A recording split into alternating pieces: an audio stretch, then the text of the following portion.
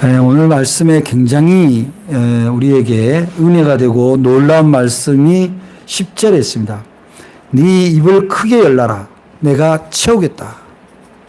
그런데 이스라엘은 그 소리를 듣지 않고 하나님을 향해서 입을 열지 않았다. 그 얘기거든요. 입을 크게 연다. 우리가 하나님 앞에 입을 크게 여는 건 뭐겠어요? 기도죠, 기도. 그리고 하나님 앞에 우리의 소망을 거는 겁니다. 우리의 꿈을 거는 거죠. 오늘 말씀 주제를 제가 네 몸값을 키워라. 이렇게 했는데, 사람은 다 값이 있습니다. 뭐 꼭 돈으로만 얘기를 할 수는 없습니다만 그래도 돈으로 매겨진 가치를 무시할 수도 없어요. 여러분들은 혹시 여러분의 돈 가치를 몸값을 어떻게 생각하세요? 혹시 생각해 본 적은 있나요? 나는 내 몸값이 어느 정도인가? 근데 예수님은 뭐라고 얘기하냐면 너희는 천하보다 귀하다 그랬어요. 근데 천하보다 귀하다. 또 하나님은 나를 향해 입을 열어라. 그럼 내가 그 안에 채워주겠다. 입을 크게 열어라. 채워주겠다. 네 소원을 크게 가져라. 그런 얘기잖아요. 근데 믿음이 약하고 자기 자신을 천하보다 귀한 하나님의 자녀라는 인식이 결여되어 있으면 아무래도 자기 가치를 스스로가 떨어뜨리는 거죠. 사람들이 이렇게 흔히 자존감이란다. 자존감은 자기가 자기 스스로의 가치를 어떻게 생각하느냐는 거잖아요. 그 정도의 어떤 감각, 자기의 느낌, 터무니없는 자존감도 문제는 있지만 너무 낮은 자존감도 더 문제긴 하죠. 최근에 화제가 되고 있는 손흥민 선수, 토트넘에서 미국 LAFC로 이적을 했잖아요. 그 사람 지금 몸값이 대략 얼마나 그러죠? 그 선수가 3년에 900억이래요. 900억. 우리나라 돈으로 900억. 웬만한 대기업의 매출량의 수준입니다. 그런데 사실 또 LA의 야구인 LA 다저스의 일본 출신 야구선수 오타니 쇼헤이 이 사람은요 10년간 거의 1조에 가까워요. 9,600억 원이래요. 그래서 제가 이 돈이 뭐 얼마나 되나 했더니 1당 2억 6천 원 1당 2억 6천이에요. 그 사람의 몸값입니다. 진짜 비현실적인 숫자잖아요. 근데 이 사람들이 왜 이렇게 많을 두고 사람 하나에 이렇게 주나? 여러분 놀라지 마세요. 손흥민 선수가 LAFC에 가서 3년 동안 가져다 오는 LAFC의 광고, 매출, 기타 수입이요. 7,500억이 예상된대요. 그 7,500억 예상되는데 뭐 900억 주는 거야. 대단하지 않아요? 우리가 제가 이런 예화를 드리는 거는 그 돈이 그렇게 많다. 그런 게 아니라 한 사람의 가치가 자신을 어떻게 만드느냐에 따라서 그만큼 달라진다는 거예요. 여러분, 죽은 사람에도 가치가 있어요. 시신에. 여러분, 이 공산주의 국가, 사회주의 국가에, 우리가 잘 아는 지도자 세 사람이 있다면, 러시아, 과거 소련의 레닌이죠. 그 다음에 중국에는 누구예요? 모택동이에요. 북한에는 누구예요? 김일성이죠. 이 세 사람의 시신이 아직도 보존되고 있습니다. 이 사람의 보존 비용이 한 달에 1,000만 원 정도 들어간대요. 보존 비용이. 그러니까 이 사람들은 죽은 지 짧게는 길게는 7, 80년부터 시작해서 30년, 40년 이렇게 된 사람들이지만 연봉이 1억 2천이 넘는 그런 가치로 죽어 있는 거예요. 뭐 아무리 그 사람들이 뭐 시신에 그렇게 돈을 쓴다 한들 그 살아있는 사람의 가치에 비할 수 있겠습니까? 그래서 여러분들이 신앙인으로서 뿐만 아니라 한 생애를 살아가는 거룩한 존재로서 내 가치를 어떻게 할 거냐라는 것은 굉장히 중요합니다. 여러분의 몸값을 여러분이 스스로가 키우지 못하면 아무도 여러분의 몸값을 키워주지 않아요. 여러분의 몸값을 키운다는 것은 뭘까요? 하나님 뜻 안에서 자기 개발이 쉬워서는 안 된다는 거죠. 스페인의 작곡가이자 첼로 연주자 파블로 카잘스라는 사람이 있습니다. 이 사람이 지금은 돌아가셨지만 지금으로부터 한 20년 전에 95세가 되었을 때 이분이 첼로 연습을 그렇게 열심히 해요. 하루에 6시간씩 첼로 연습했어요. 그래서 제자가 물었습니다. 이미 대가인데 그렇게 연습을 한다고요. 선생님, 역사적으로 가장 유명한 선생님이 지금 이 연세에 백수를 앞둔 이 연세에 하루에 6시간씩 이렇게 연습하는 이유가 뭡니까?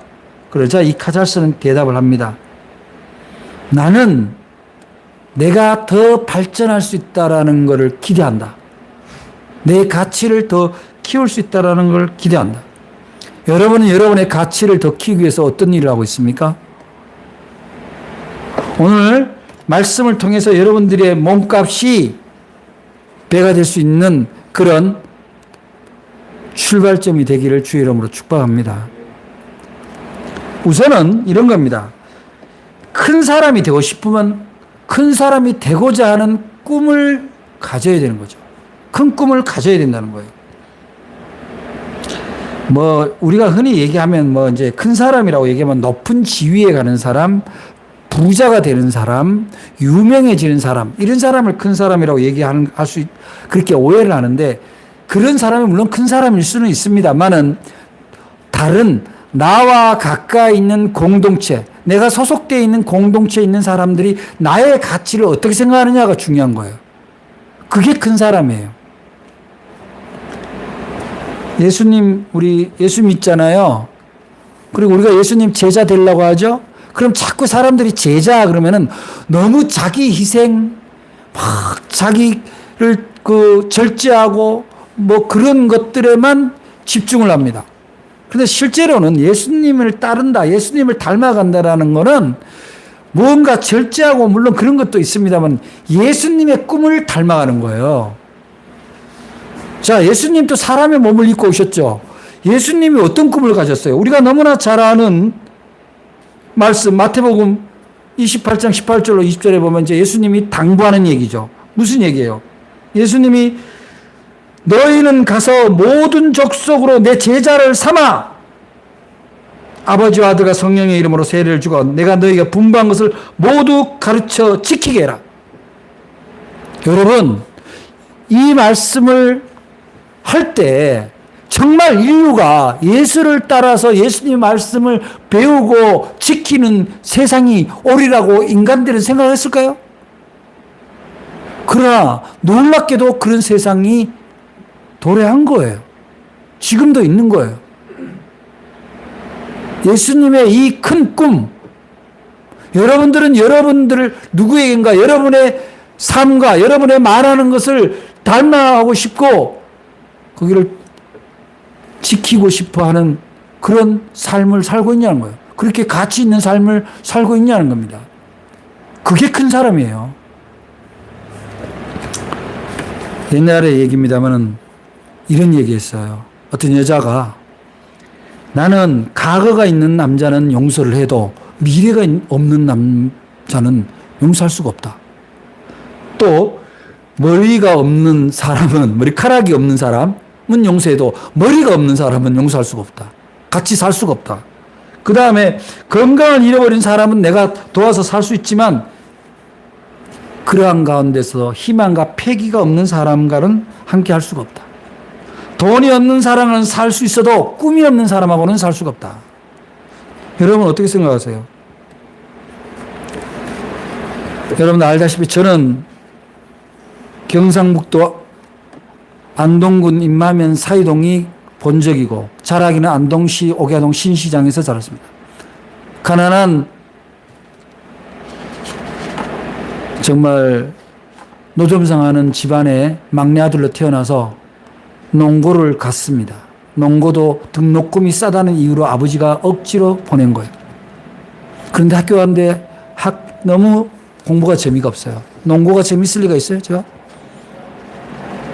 그래서 문학에 미쳐가지고 학교 수업을 그냥 거의 등한시하고 그러던 와중에 아버지는 고3 때 돌아가셨습니다. 대학을 갈 수 있었겠어요? 무슨 꿈을 가질 수 있었겠어요? 그런데 그 과정 속에서도 저는 내게 기회가 된다면 내가 시인이 되고 선생이 되고 싶다. 그런 꿈은 있었어요. 그러나 그는 꿈에 불과한 거죠. 그리고 20살에 서울 올라와서 사진 형성소 노동자가 됩니다. 너무 힘들어요. 사는 게. 그런데도 그 당시에도 제가 글을 쓰면서 시를 쓰면서 물론 습작생이죠. 그 습작 시를 쓰면서 나도 언젠간 시인이 되겠지. 시인이 될 수 있을 거야. 그런 꿈을 버리지는 않았어요. 그런데 이제 여자친구를 만나서 여자친구가 격려를 하고 이왕이면 한번 해봐라. 그래서 쓴 시를 어느 선배 시인이 가져가서 발표를 시켜서 시인이 되었습니다. 그때 나이 26살이에요. 그리고 고등학교 때까지 교회를 다녔지만 청년기에 교회를 다니지 못했습니다. 뭐 여러 가지 이유가 있겠죠. 직장이 12시간 맡겨되고 너무나 힘들어요. 그렇기 때문에 신앙생활이라는 게 현실적으로 어려웠고 또 그 당시 교회가 시대적 상황에 부응하지 못하는 무기력해 보였고 그렇기 때문에 청년기 교회를 나가지 않았습니다. 그러다가 결혼을 앞두고 여자친구와 함께 신앙생활을 다시 시작하기로 했습니다. 근데 다시 주님을 만나고 내 인생의 멘토신 목사님을 만났습니다. 나의 꿈은 다시 부활되었습니다. 늦게 공부를 다시 했고 어느 때 지나고 보니 저는 대학의 강단에 선 교수가 되어 있었고 목사가 되어 있었습니다. 꿈을 버리지 않는다는 것. 무언가를 내가 의미 있는 존재가 되어야 된다는 것. 그것이 저의 최소한의 가치를 높여주지 않았는가. 그런 생각을 합니다. 여러분, 유정란, 무정란 비유 아시죠? 겉모양은 똑같아요. 근데 유정란은 3주를 품으면 병아리가 나오지만 무정란은 썩습니다. 3주를 품으면. 꿈이 있는 사람과 없는 사람의 차이입니다. 여러분들의 가치를, 여러분의 몸값을 높이려면 여러분이 꿈을 분명하게 소유하시기 바랍니다. 그리고 그 꿈을 향하여 누가 뭐라 하든 뚜벅뚜벅 걸어가시기 바랍니다. 사람들에게 제가 대화를 할 기회가 많은데 꿈이 뭡니까? 옛날에 꿈은 무엇이었습니까? 왜 그 꿈을 접었습니까? 물으면 대개 세상 환경을 핑계를 댑니다. 살다 보니 바빠서, 먹고 살기 바빠서. 여러분, 먹고 사는 일은 우리의 꿈을 포기하는 방해꾼이 아닙니다. 도구가 되어야 돼요.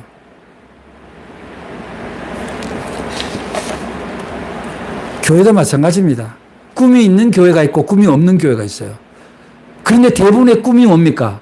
교회의 규모를 키웁니다. 건물을 키우고 사람을 채우고 그게 하나님의 교회의 꿈이 아닙니다. 하나님의 교회의 꿈은 뭡니까? 한 사람이라도 더 복음을 듣고 자기의 존재의 가치를 귀하게 여기고 꿈을 재생하도록 도와주는 것이 교회입니다. 세상의 꿈을 교회에다 갖다 옮겨 놓아서는 그것은 교회라고 할 수가 없겠죠. 그래서 하나님의 꿈, 하나님의 소원을 꿈으로 가지고 있는 교회, 그것이 바로 큰 교회고 가치 있는 교회가 될 것입니다. 그래서 우리가 나름대로 이렇게 어떤 사람들이 꿈을 이루어 가는가, 자기의 몸값을 키워가는가 봤더니 자기의 영적, 지적 자산을 키워가는 사람이에요.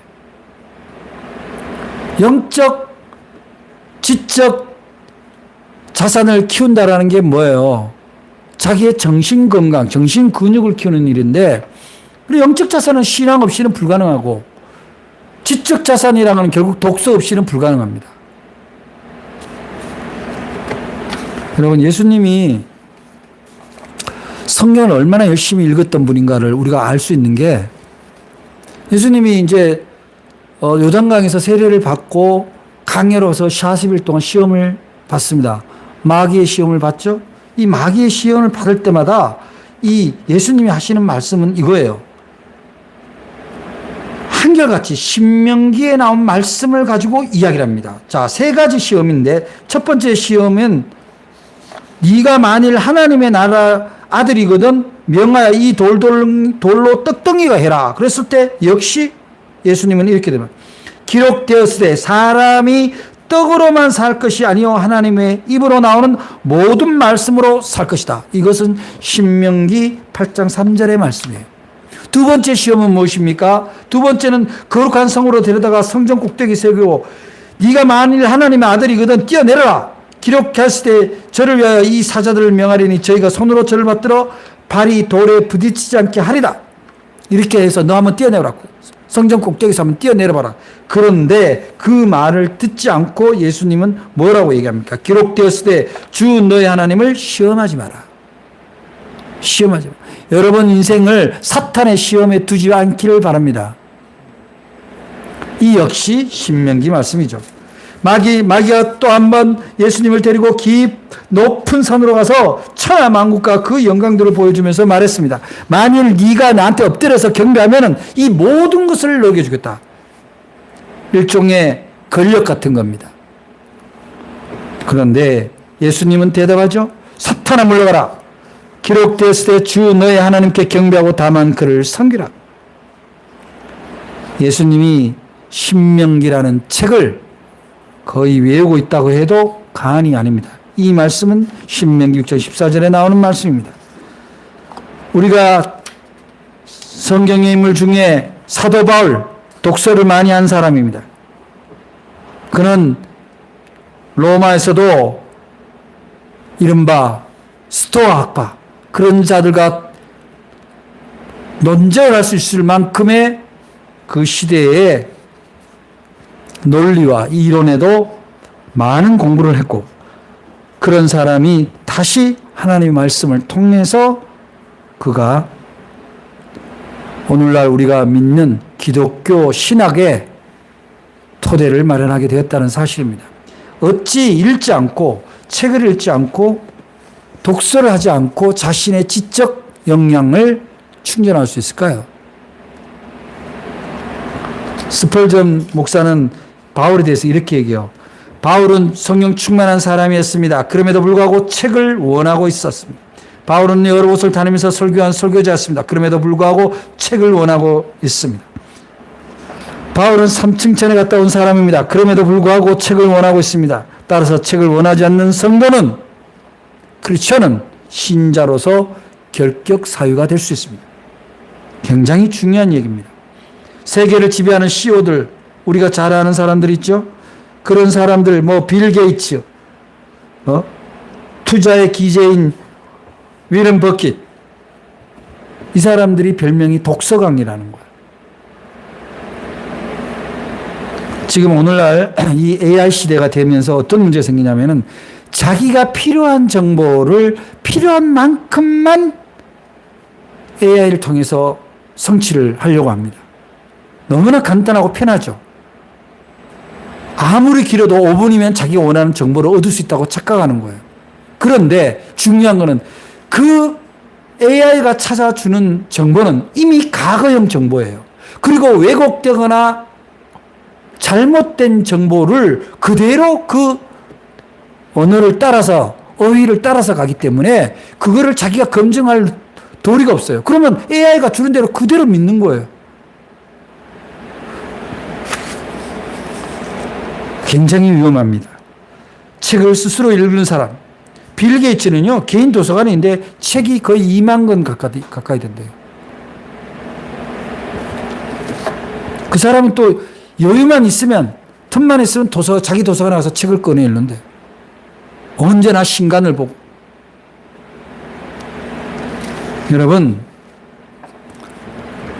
성경을 비롯해서 다양한 독서를 여러분들 할 수 있을 때 여러분의 내적 몸값이 키워지는 지적, 영적 근육이 생긴다는 사실을 믿으시기 바랍니다. 사람들이 많이 물어요. 그러면은, 내 꿈을 이루는데 독서가 아주 필요한데 어떤 책을 읽으면 좋을까요? 그렇게 묻는데 저는 이렇게 추천합니다. 첫째, 성경을 읽어라. 하루에 한 장이라도 읽어라. 반드시 읽어라. 두 번째, 이왕이면은 우리가 직접 만나지는 못하지만 내 꿈을 이루어지는데 멘토로 삼을 만한 역사적 인물, 그 위대한 인물이 찾아서 그 사람의 일생을 들여다보시기 바랍니다. 평전, 인물 평전을. 위인전이라고도 하죠. 여러분이 내 꿈과 비슷한, 내 생각과 비슷한 분 중에 이분의 이야기를 통해서 나의 꿈을 한번 점검해 봐야 되겠다. 그런 생각을 가지고 꼭 자신이 존경하거나 닮고 싶은 위인을 반드시 찾아서 그의 일생과 그의 일기나 그의 이야기를 꼭 먼저 읽어보시기 바랍니다. 그리고 세 번째는 최근에 화제가 되고 있는 책이 뭐냐고요. 그것이 소설이든 인문학서적이든 처세든 시대를 간통하는 그런 진단이든 적어도 그런 책 1년에 한 달에 한 권 정도는 돌아가면서 읽을 수 있는, 그렇게 됐을 때 자기의 가치가 나옵니다. 여러분의 가치는 어디서 증명됩니까?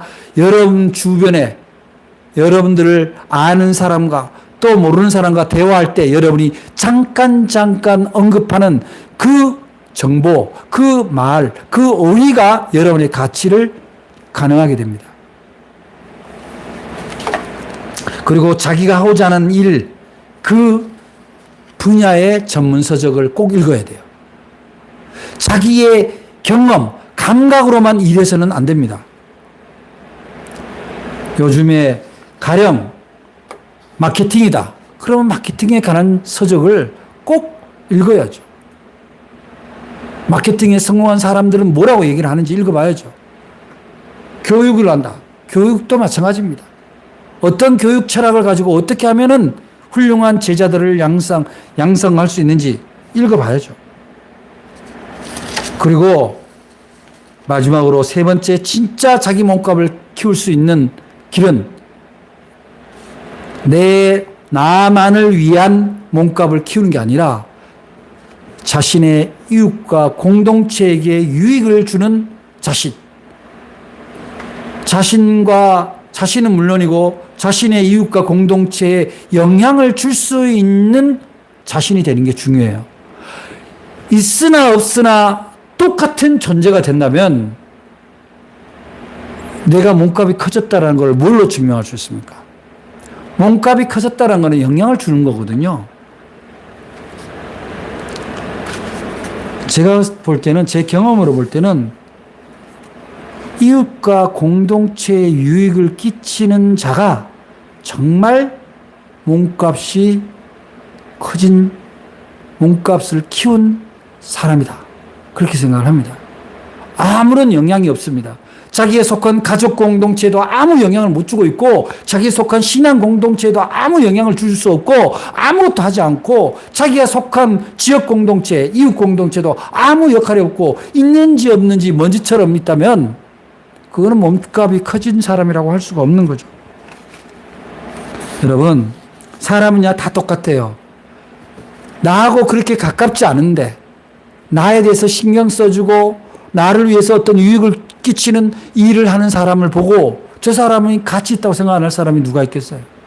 다 가치 있다고 생각하겠죠.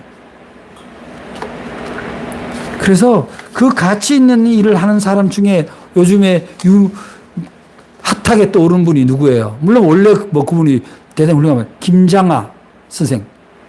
어른 김장하라는 책도 나오고 다큐도 나왔는데 이분의 특징이 뭐냐면은 자기가 경제활동을 할 때 젊을 때도 마찬가지입니다. 자기의 수익을 자기를 위해서 쓰는 것이 아니라 누군가를 위해서 쓴다는 거예요. 한약방을 해서 여러분 학교를 세운다는 게 가능합니까? 그분의 꿈은 결국 학교를 세워서 장학생을 만들고 나라의 훌륭한 인재를 키워내는 일. 그 일을 그분이 꿈을 가졌기 때문에 저는 그분이 학교를 세울 때 그 모든 돈이 그분의 자산이었다고 생각하지는 않아요. 그분의 그 거룩한 꿈에 누군가가 함께 했을 거예요. 그리고 한약방을 통해서 벌은 그 장학금을 줄 때 이분은요, 무슨 뭐 성적 증명서를 내라, 뭐 소득 증명서를 내라, 이런 거 하지 않습니다. 그래갖고 등수대로 끊는 게 아니라 자기가 봐서 이 사람이 공부를 잘하든 못하든 도와줘야 되면 아무 조건 없습니다. 수여식도 안 합니다. 그냥 줘요. 그냥 고지서 갖고 와라. 마치 아버지가 아들한테 등록금 주듯이 그냥 주는 거예요. 그 대표적인 인물이 누굽니까? 헌법재판소장을 했던 문영배 헌법재판관 아닙니까? 그 대신 나를 위해 갚지 말고 이 사회를 위해서 갚아라. 다른 이의 유익을 위해서 갚아라. 너무 부자 되려고 하지 마라. 그분이 바라는 건 딱 그거 하나예요.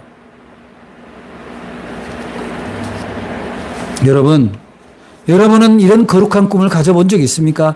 아이고 이제 와서 뭐 그게 됩니까? 내가 먹고 살기도 바쁜데 그러지 마세요. 여러분 하나만 여러분 자신의 몸만 근사하는 그런 정말 가치가 아주 협소한 낮은 존재로만 살 수 없어요. 왜냐? 하나님이 예수님을 통해서 여러분을 하나님 자녀로 삼으셨고 네 입을 크게 열라. 내가 채워주겠다. 이것이 하나님의 약속이에요. 우리가 신앙이 있다면 그 약속을 믿는 거예요. 여러분의 꿈을 크게 가지시기 바랍니다. 여러분이 여러분의 가족과 여러분의 신앙 공동체와 여러분의 지역 공동체 이웃에게 가치 있는 존재가 되겠다라는 꿈을 가지시기 바랍니다. 저는요, 정말 간증하는 거예요. 제가 주님을 다시 뜨겁게 만나고 나서 제 인생은 누군가에게 유익을 주는 존재로 살아야 되겠다는 게 제 인생의 방향이고 목회의 기준입니다. 며칠 전에 민간 단체로는 아마 전국에 최초일 거예요. 학교가 아니고 기관이 아닌 데서 시흥시 사회복지연구소가 출범을 했습니다. 제가 시흥시 사회복지협의회 대표이사인데요. 모든 사람들이 목사님 돈 많으신가 봐요. 그걸 어떻게 그런 연구소로 꾸려가려고 그래요. 여러분, 좋은 일은 돈으로 하는 거 아니에요. 가치로 하는 겁니다. 누군가가 좋은 가치를 발견했으면 시작하는 거예요. 그 와중에도 안 될 거다. 왜 그렇게 하냐. 이런 얘기하는 사람 물론 있습니다. 그러나 저는 믿습니다. 우리가 생각하는 민간 사회복지연구소는 뭡니까? 현장의 소리. 말하자면 전문 용어로 하면 사회복지 서비스 전달 체계가 지금은 공적 전달 체계가 주를 이룹니다. 그러다 보니까 공급자 중심의 마인드예요. 중앙에서 매뉴얼이 정해지면 그대로 따라갑니다. 공무원들 그 이상 안 움직입니다. 그러나 현장은 달라요.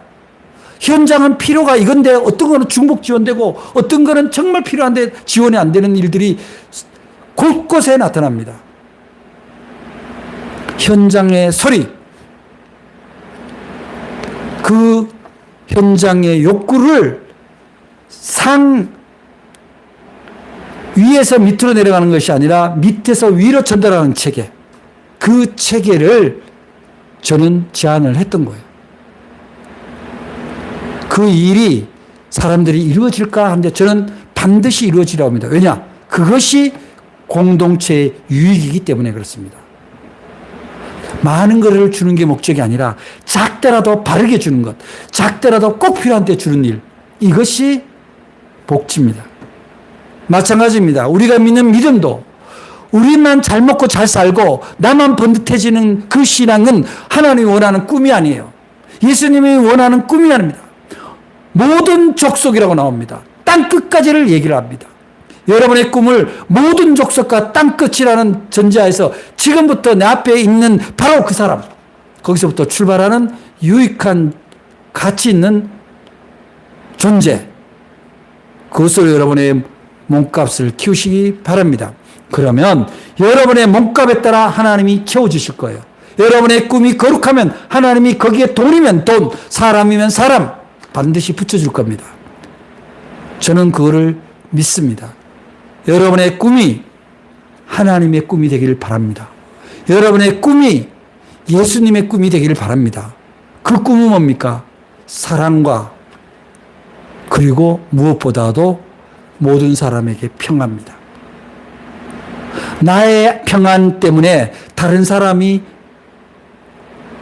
불편한 것, 불안한 것을 잊어버리는 그런 자기한테만 국한된 아주 위축되고 소규모의 꿈에서 돼야 내 이웃이 곧 내가 되는, 내 직장이 곧 나의 사업처가 되는, 내 교회가 곧 세상을 건지는 방주가 되는 그런 꿈을 가질 수 있기를 주의 이름으로 축복합니다. 그것을 위해서 하나님 뜻 안에서 하나님 앞에 먼저 입을 열고 그 꿈을, 그 큰 입을 통해서 여러분의 하나님의 도우심을 받으시길 바랍니다. 그러면 반드시 여러분에게 채워주는 역사가 있을 겁니다. 그리고 성경을 비롯해서 다양한 독서로서 여러분의 지혜의 영향을 많이 공급받으시길 바랍니다. 그리고 세 번째, 다른 이에게 공동체에 유익한 가치 있는 존재로 살겠다는 그 꿈을 반드시 유지하기 바랍니다. 하나님은 가치 있는 사람에게 가치를 부여합니다. 여러분의 큰 꿈이 하나님의 큰 기쁨이 되기를 주의 이름으로 축복합니다. 기도하겠습니다. 사랑의 하나님 감사합니다. 오늘 말씀을 통해서 우리가 하나님의 큰 꿈을 고할 때, 큰 입을 열 때 하나님이 그것을 채우시는 분이고 그 꿈 안에는 바로 우리가 하나님의 뜻 안에서 무엇보다도 우리가 먼저 준비하고 그 꿈을 향해서 나아갈 때 하나님이 우리의 꿈을 이루어 주시는 분인 것을 오늘 다시 한번 깨달았습니다. 우리의 꿈이 하나님의 꿈이 되기를 원합니다. 많은 사람에게 선한 영향을 끼치는 거룩한 존재, 가치 있는 존재로서 우리의 몸값이 키워지기를 원합니다. 예수님을 닮아가는 꿈의 주인공들이 되게 도와 주시옵소서. 예수님 이름으로 기도드립니다. 아멘. 우리 다 같이 일어나서 찬송가 502장 부르고 마칩니다.